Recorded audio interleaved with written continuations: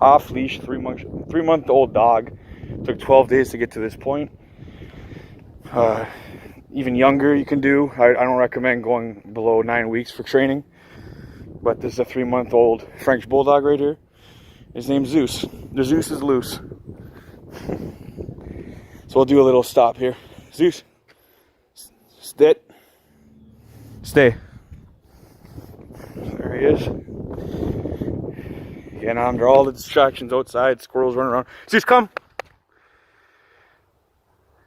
And this is all done without treats. He'll come right to my feet here. Good boy. Good buddy. Good boy. Another thing that people are concerned about is the dog running on the road.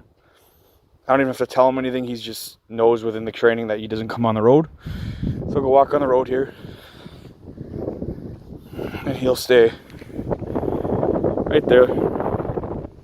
Even if I threw a ball or he wouldn't go after it, the squirrel ran. You train this all of them within the 12-day period.